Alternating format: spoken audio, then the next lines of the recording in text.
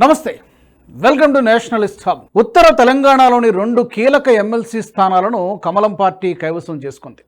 Congress sitting స్థానాన్ని కోల్పోయింది. BSP బలమైన పోటీ ఇచ్చిన చోట బీజేపీ గెలుపొందడం మరో విశేషం. కరీంనగర్ పట్టభద్రుల ఎమ్మెల్సీ ఎన్నికల్లో బీజేపీ అభ్యర్థి అంజిరెడ్డి గెలుపొందారు. కాంగ్రెస్ అభ్యర్థి నరేందర్ రెడ్డి ఓటమి పాలయ్యారు. బీఎస్పీ అభ్యర్థి ప్రసన్న హరికృష్ణ గట్టి పోటీ ఇచ్చారు. రెండో ప్రాధాన్యత ఓట్ల లెక్కింపులో బీజేపీ విజయం సాధించింది. రెండో ప్రాధాన్యత ఓట్లలో బీఎస్పీ కాంగ్రెస్కు మొదటి ప్రాధాన్యత ఓటు వేసిన వారు బీజేపీకి వేసినట్టే అని అర్థమవుతోంది. ఈ పరిణామం చాలా కీలకమైనది. ఇదంతా ఒక ఎత్తైతే అసలు బీజేపీ ఉత్తర తెలంగాణ గడ్డపై ఎలా విస్తరిస్తోంది? ఈ ప్రశ్నే చాలా ఆసక్తికరమైనది. ఒకప్పుడు నక్సలైట్ ఉద్యమం ఉధృతంగా ఉన్న ప్రాంతం.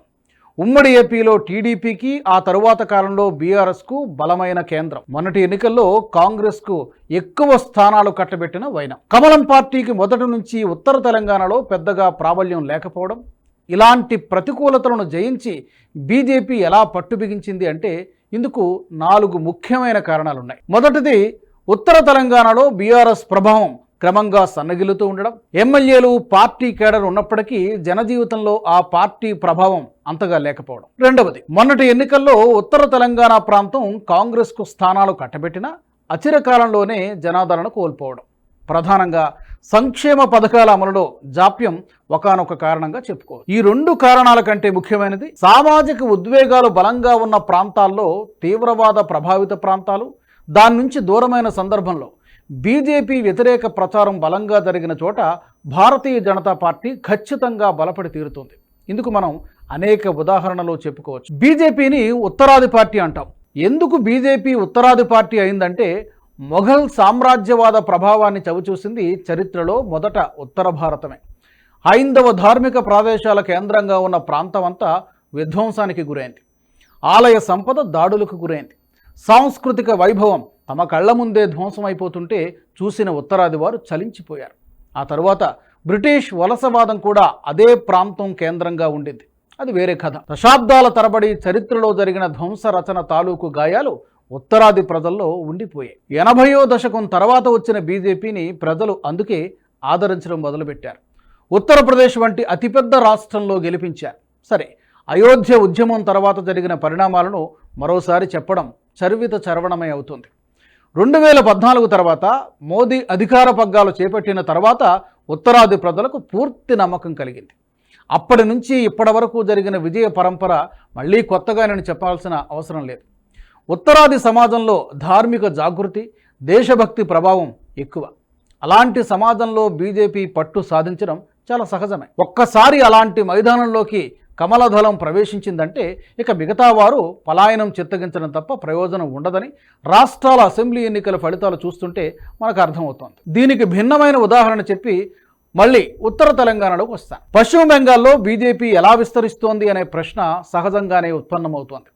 పశ్చిమ బెంగాల్ సమాజం మొదటి నుంచి అనేక హింసాత్మక గతాన్ని అనుభవించింది. బంగ్లాదేశ్ విభజన తర్వాత జరిగిన ప్రమాదకరమైన వలసలు, 60వ దశకంలో కమ్యూనిస్టుల అంతర్గత పోరులో జన్మించిన నక్సలైట్ ఉద్యమం వల్ల జరిగిన హింస, ఆ తరువాత కాలంలో ఏకఛత్రాధిపత్యాన్ని అనుభవించిన సిపిఎం ప్రజలపై చేసిన ఆకృత్యాలు, దారుణాలు, ఆ తరువాత కాలంలో టీఎంసీ బలపడిన తర్వాత సిపిఎం టీఎంసీ ముఠాల మధ్య పేట్రేగిపోయిన హింస, ఈ మధ్యలో మళ్లీ మావోయిస్టుల రంగప్రవేశం, తన అధికారం కోసం మావోయిస్టులకు మమత మద్దతు ఇవ్వడం, ఇలాంటి హింసాత్మక పరిణామాల వల్ల బెంగాల్ సమాజం తీవ్రమైన ఒత్తిడిని అనుభవించింది.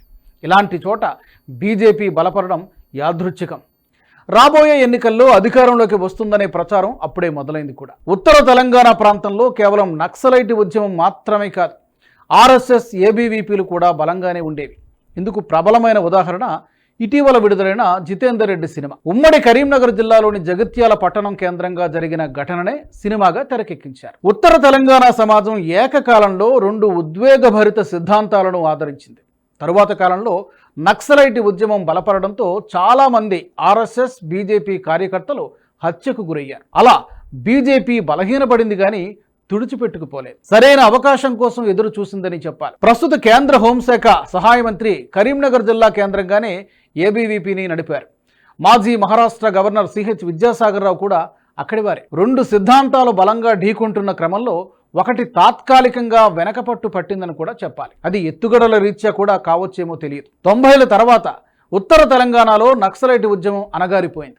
అలా అణగారిపోవడంలో వారు చేసిన ఘనమైన పనులే ఉన్నాయని నేను కాదు, చాలా కాలం ఆ ఉద్యమానికి అనుకూలంగా పనిచేసిన మానవ హక్కుల కార్యకర్త డాక్టర్ కె బాలగోపాల్ రాసిన చీకటి కోణం అనే పుస్తకం చదివితే మనకు తెలుస్తుంది. ఆ తర్వాత మళ్ళీ క్రమంగా బీజేపీ పుంజుకున్నది. కానీ ఈలోపు మలిదశ తెలంగాణ వచ్చేసింది. కేసీఆర్ ప్రభావం కారణంగా బీజేపీ మళ్ళీ కొంత వెనకబడింది. బీజేపీ తెలంగాణ ఉద్యమంలో ఉన్నప్పటికీ తెలంగాణ సాధన తర్వాత ఫలాలను ఎక్కువ స్థాయిలో టీఆర్ఎస్ దక్కించుకుంది అని చెప్పక తప్పదు. కేసీఆర్ తొలి విడత పాలన ముగిసిన తర్వాత బీజేపీ మళ్ళీ ఉత్తర తెలంగాణలో పుంజుకోవడం మొదలుపెట్టింది.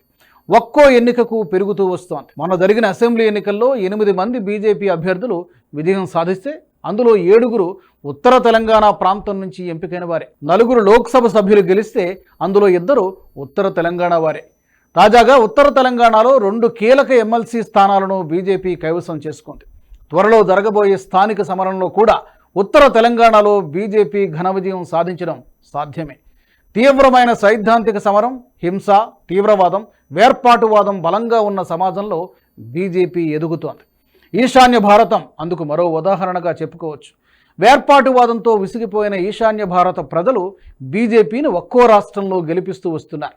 ఉద్యమ ప్రభావిత ప్రాంతమైన ఉత్తర తెలంగాణలో బీజేపీ పట్టు బిగించడానికి ఇదే కారణమని చెప్పుకోవచ్చు. రాబోయే రోజుల్లో ఉత్తర తెలంగాణ అంతటా కమలదళ పదఘట్టనలు వినిపించడం ఖాయమంటే అతిశయోక్తి కాదు అనుకుంటాను. ఈ వీడియో మీకు నచ్చినట్టయితే లైక్ చేయండి, 10 మందికి షేర్ చేయండి. అలాగే కామెంట్ల రూపంలో మీ అభిప్రాయాలను మాతో పంచుకోండి. Nationalist hub group of channels ను సబ్స్క్రైబ్ చేసుకుని తెలుగునాట జాతీయవాద జర్నలిజాన్ని ప్రోత్సహించండి. ఈ వీడియో కింద ఉన్న బెల్ ఐకాన్ పై క్లిక్ చేయడం మర్చిపోవద్దు.